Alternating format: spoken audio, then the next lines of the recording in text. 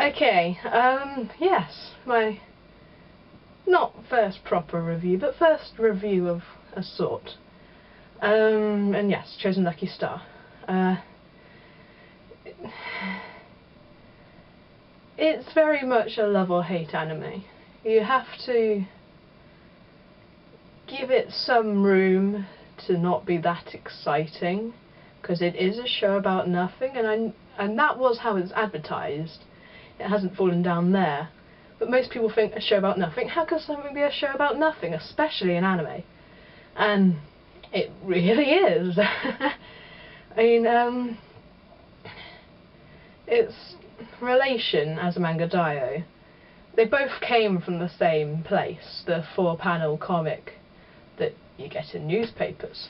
So each 4-panel comic would have its own joke, but no plot line. You can't really have an epic in 4 panels.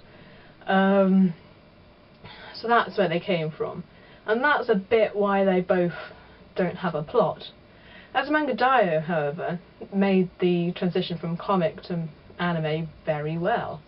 I mean, it's not got something to really keep you there, but the characters are interesting, they're funny, they're sweet. You love them for no particular reason, but you loved them. And as a manga dio, it was kind of calm, relaxing.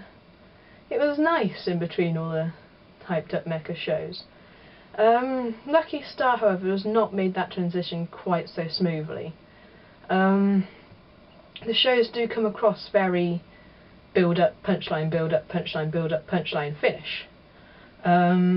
Which is a little annoying at times. Though I have to admit now, this show is a bit of a guilty pleasure for me. There goes my voice.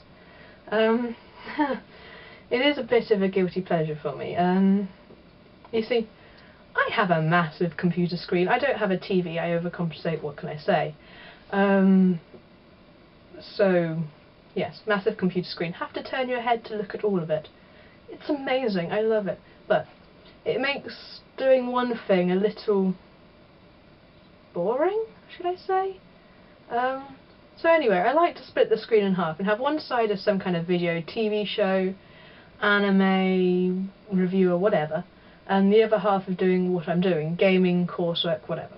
So you don't really want something playing that would take up your full attention, like a movie or Watchmen or Serial Experiments Lane. So LuckyStar was perfect for that.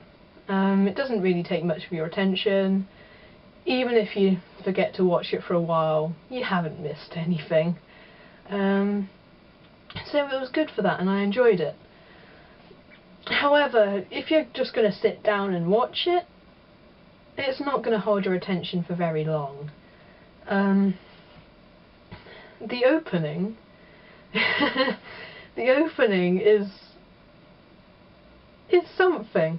It's very squeaky, very colourful, very fast-paced, and it sets up the anime for a disappointment, really, because it's not going to live up to the energy of the opening. So you feel kind of like you've been lied to, but the opening is definitely something. Yeah.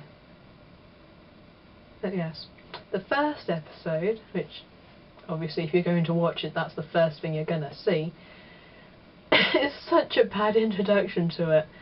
The first, build-up joke is all the girls. There's 4 main characters. There's Konata, the geeky one, which, if you're watching it, you're supposed to relate to, but you kind of have to be female and geeky. Then the twins, Kagamin and Tsukasa, which are opposites. Tsukasa is like the cutesy one, and Kagamin is the more tomboyish one. So there's 2 more girls for you to relate to. And then the clumsy, tall, blonde? No, not blonde, pink-haired one that I have to say the name has escaped me right now. Something beginning with M? Yeah, you can see she's stuck with me. yeah, she's basically there for Connaughton's jokes and references. But yeah, they're the four main characters. For the first part of the show, they talk about the various ways to eat sweets and what's the proper way to eat these sweet treats, like the strawberry cake. Should you eat the strawberry off the top of the cake? Even I was a bit, this is fun too, so that wasn't good.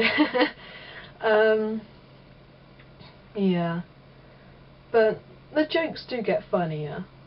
They do, really. Stick with it. Another part of the first, well, all the episodes, is there's a little slot at the end where you get this play on a Japanese idol, basically.